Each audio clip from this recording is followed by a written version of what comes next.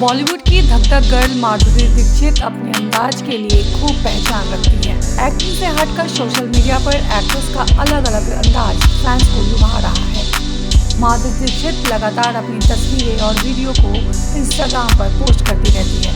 अपनी डांस से करोड़ों लोगों को दीवाना बनाने वाली माधुरी दीक्षित ने फिर से एक वीडियो पोस्ट किया है, जिसमें देखा जा सकता है कि गुजराती खाने की थाली देख खुशी में झूम रही है। उनका यह वीडियो वायरल हो रहा है।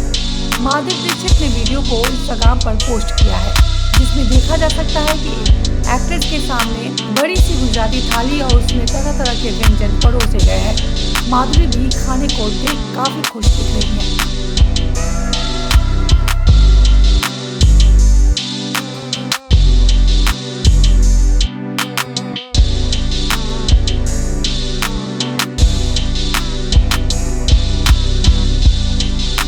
इस वीडियो पर फैंस खूब प्यार बरसा रहे हैं। माधुरी दीक्षित के फैंस बेस की बात करें तो इंस्टाग्राम पर उन्हें 27.6 मिलियन से ज़्यादा लोग फॉलो करते हैं।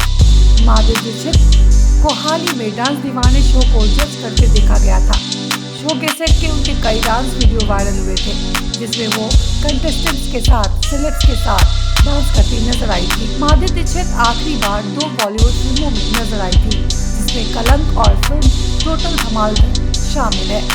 इन दोनों ही फिल्मों में माधुरी की परफॉर्मेंस ने फैंस का दिल जीत लिया था।